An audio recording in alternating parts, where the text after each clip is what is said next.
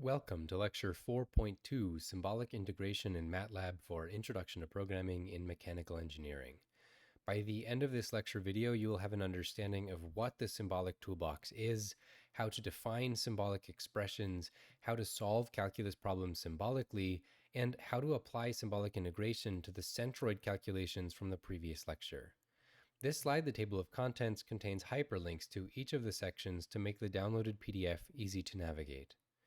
The Symbolic Toolbox is extremely powerful.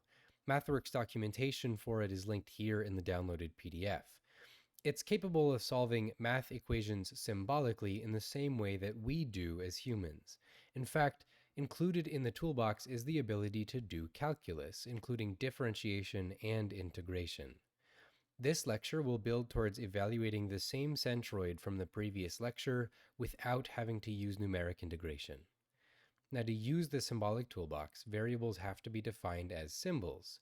This is done with the syms command. In code, symsx declares that x is a symbolic variable. Symbolic variables are then used to define symbolic expressions. Take this example here, y is equal to 4 times x. Y is now a symbolic expression defined from the variable x. The symbolic toolbox can evaluate calculus expressions like derivatives and integrals. Take the following symbolic expression, sims x, and then we define y is equal to 4 times x plus 3. The diff command is used to automatically differentiate a symbolic expression. Again, the MathWorks documentation here is hyperlinked in the downloaded PDF. The arguments of the diff command are first the expression itself, and then the variable to differentiate with respect to, and then finally the order of the differentiation. With our example from expression y before, we can differentiate it once, and MATLAB will tell us that the first derivative is 4, as we expect, given the expression. Now, the int command can be used to automatically integrate symbolic expressions. Again, MathWorks documentation is hyperlinked here in the downloaded PDF. Now, for indefinite integration, the arguments of this function are as follows. First, we have the expression itself, and then the integration variable.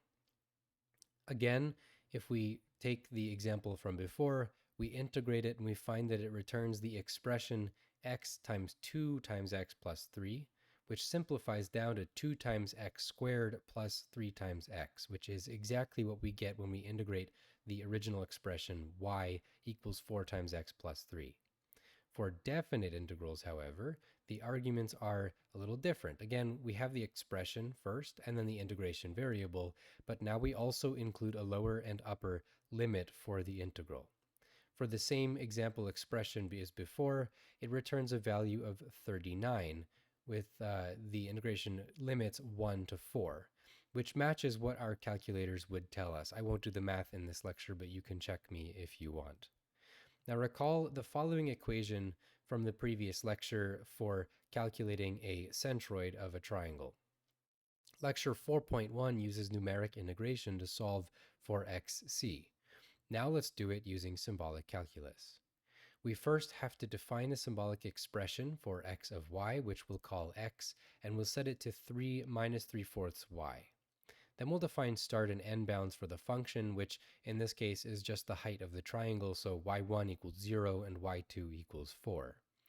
Then we'll calculate the centroid with a symbolic integration of x divided by 2 times x with respect to y from y1 to y2 to get the numerator.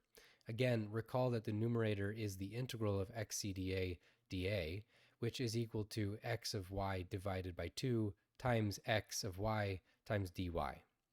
Now the denominator is simply written as the integral of x with respect to y from y1 to y2.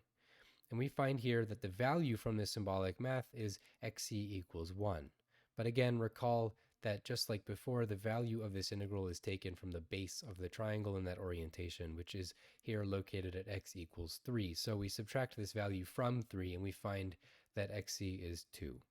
So to conclude this demo, I want to point out that the results of symbolic math in MATLAB are not an approximation in the way that numeric integration is, but it is way slower. I won't prove that in this lecture, but for large code bases, it is unsustainable to use symbolic integration. For your purposes, it probably does not matter, but it is something to keep in mind. Now, the advantage of symbolic integration is that there is no need to treat the domain as discrete elements here. This eliminates much of the code that was used previously to set up the domain and to evaluate the function at each location. Ultimately, this symbolic toolbox just handles things. Now, in summary, the symbolic toolbox is a powerful part of MATLAB that can solve math in the way that we do as humans. The syms command is used to specify variables as symbols, which are then used in defining symbolic expressions. They follow the same form as human-readable math. To use symbolic calculus, we use the diff and int commands with symbolic expressions, and that can be used to automatically differentiate and integrate those expressions. They return expressions will also be symbolic expressions. Now, by employing symbolic integration to the triangle problem from the previous lecture, the centroid location can be evaluated with code that much more closely resembles human-readable math, and the result is not an approximation.